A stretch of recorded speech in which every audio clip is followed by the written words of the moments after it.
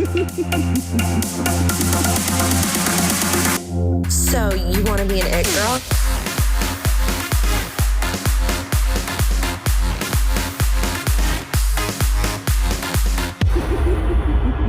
Hi guys, and welcome back to Confessions of a Wannabe It Girl. This past week has honestly been kind of nuts for me, and I found myself this week really being like, oh my God, when am I going to have time? So just to give some context, this past week starts on Saturday, really, for me. I went down to Anaheim with my group of friends to do like a spooky Airbnb and go to Disneyland on Sunday. And then on Monday, I also went back to Disneyland. Such a luxury, but obviously affecting my weekend time, giving me not a lot of time to get my week started off correctly, whatnot. Then Tuesday, I had a really full day. And then on Tuesday, I also found out I was being asked to be booked to work on set as a production assistant, a PA.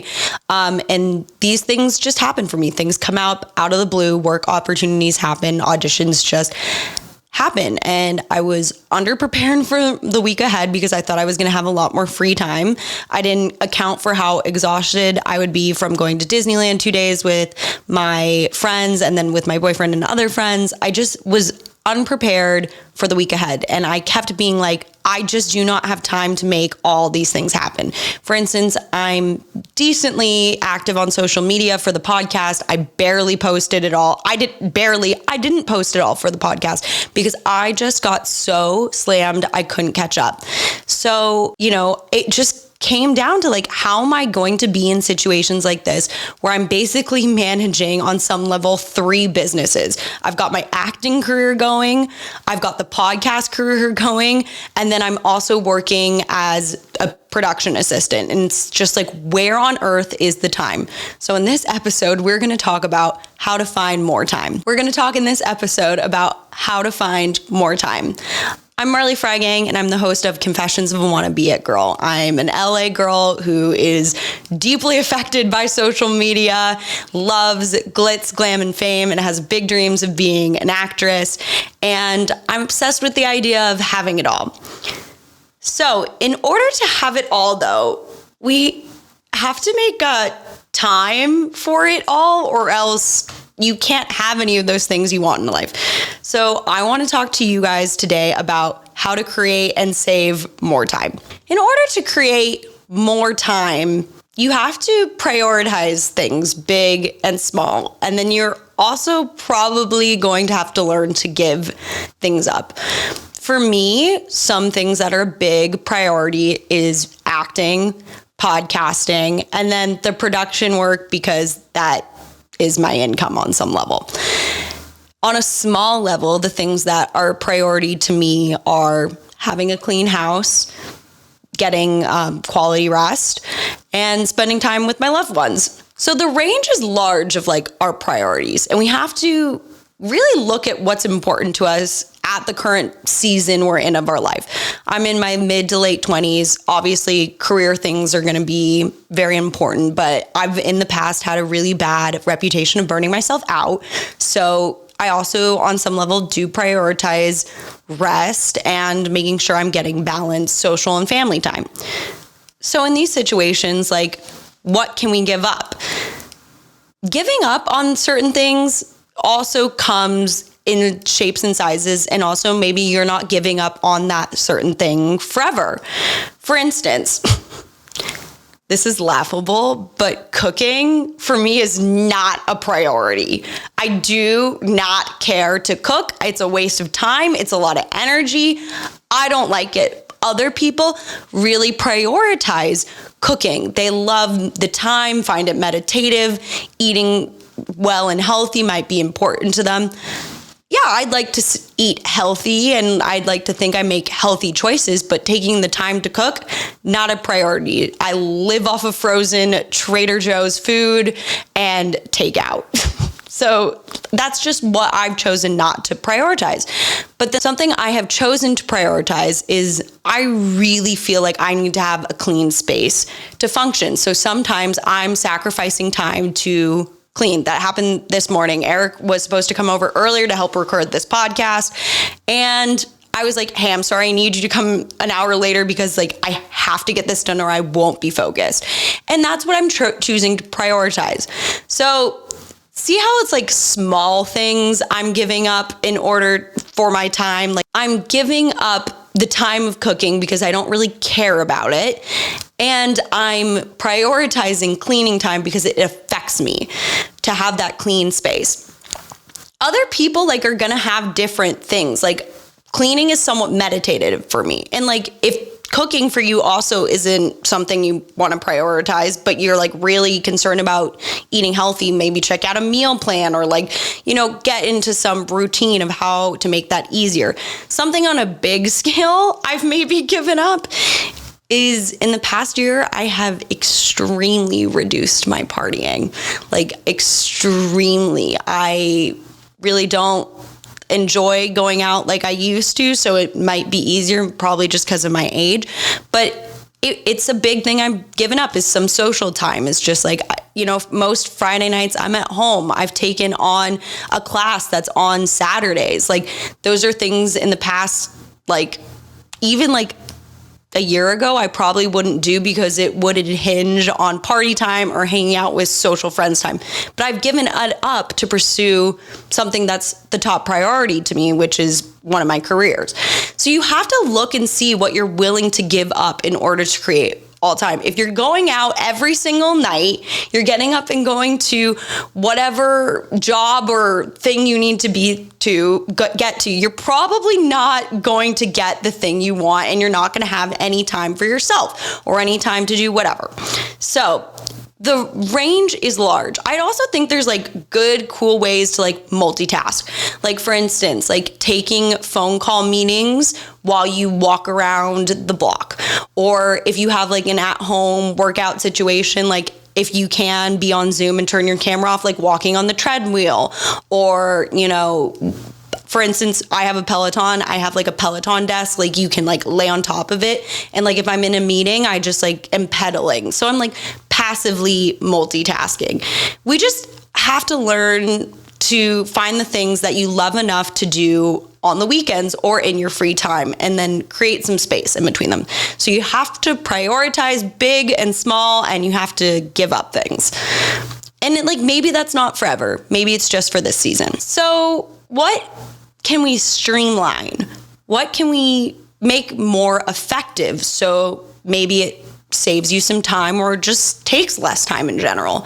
So some things I have learned to do is like, I log my taxes as I go. I work in freelance space and I get paid often by check. And there's always the option to direct deposit, and I never do because when I get the check, I like to log it all out so I know what I need to. I use an accountant, but like can send to him to get him or her. I'm not actually sure. Him or her. But regardless, it doesn't really matter. I'm getting a new one anyways. Taxes were really, really difficult this year. And I do that as I go. So at the end of the year, I'm not going to have to spend like 2 hours getting all that information to the accountant or however you do your taxes. Like that's a huge time suck that a lot of people get stressed about. This is another easy, like silly slop, and it might be a little bit of overkill. I have 3 laundry bins. One for lights, one's for darks, and one for athletic clothing. So I don't have to spend the time to sort it. When one's full, it's just time to wash it. You know, and I know that might be a little bit of an overkill, but it seriously does save me a lot of time of not having to sort me and my boyfriend's laundry, that I can just throw it in there. So finding little hacks that you can do that you're like, oh, this is tedious. It's like, how could we make it untedious? Like, okay, maybe something that's wasting your time a lot is like, you can't find your keys every morning. Okay, well, let's buy an air tag or like have a spot and put a command strip with a hook on it that we know is always going to be there. There's like simple things we can do these are micro. Like I'm not saving you hours, but I'm saving you a little bit of brain power. Another big thing that like I'm kind of shocked people don't do more often is having different email boxes. I have 4 different email accounts. I have Marley Freygang, which is like my personal email. I have one for the podcast, and then I have one for film production stuff, and then I have one for the HOA, and that keeps it all streamlined. So I'm not searching through my mailbox looking for a certain thing, whatnot, and the messages are just all in one place. So like, what can you do in your space that is like that? Is there a certain place that like there's even a more creative way to get into this. I don't know how to do this. There's a way on Gmail even to say when like emails from this certain person come in, you can put them into a certain folder. If that can declutter you and give you some more time, more power to you. About just like, I think we should have a million emails for a million different things, and when you have time to open them, whatnot. Another thing that like I've learned to streamline, which is not everybody of my friends' favorite, is I pick like 2 or 3 times a day I answer text messages. Maybe in the morning when I wake up, maybe once around midday, and then one at the end of the day. I'm not constantly going back to it. Text messages to me are like slightly new emails, but like I'm saving myself a lot of like breaking up time by not chaotically rechecking and checking my phone. Which brings me to like, you just have to set rules for yourself about you'll do this, and this when. I mean, I think a really common one you hear some people say is like, I don't go out on the weekdays. And like, I've tried and failed, but I try not to drink on the weekdays because like that's gonna set off my week. And you just have to pick and choose what your rules are for yourself. Like for me, it's that I don't answer my text messages consistently. I pick times to answer my text messages. But I mean, there's just so many different forms of this. I mean, I think a great one would be is I'm only allowed to get on social media at like 7 p.m. That would be great. That's a huge time suck for a lot of people. That being said, there's a point that I've talked a little bit about before is the power of spreading things out. Oh my gosh, there's nothing I love more than looking at a month and like spreading all the things out that need to happen. So for example, I'm in a course. It's, kind of like a self-spiritual course, whatever. This is irrelevant to the point. It is 8 weeks long and you have 6 months to do it. Okay, that sounds really easy. Why don't we just do it 8 weeks, bam, bam, bam, bam, bam. Okay, that's like highly unrealistic for me. I'm probably not going to log into the course every single day and make sure it gets done. So I give myself 2 whole weeks to make sure that course gets done. And then I've completed 1 lesson in 2 weeks over 6 months.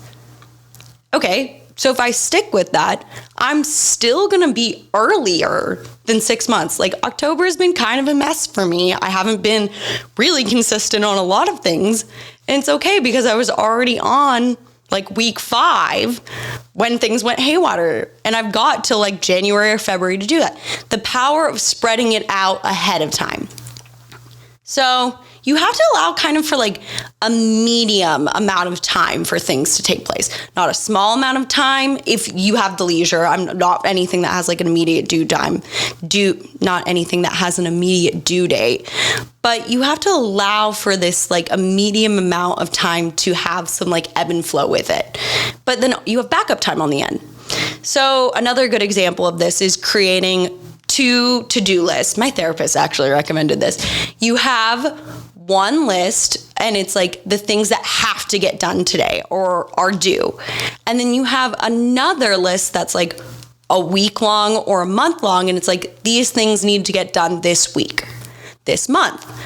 So that's another great way to approach it. You've got more space, more leeway, and you can prioritize the things. I think when everybody puts both of those immediate things and the things that are not as urgent but you want to get done in the same list, I think it can cause a lot of stress just from one's personal experience. And you start to prioritize things that maybe are the least important. So spacing the 2 lists apart might help that.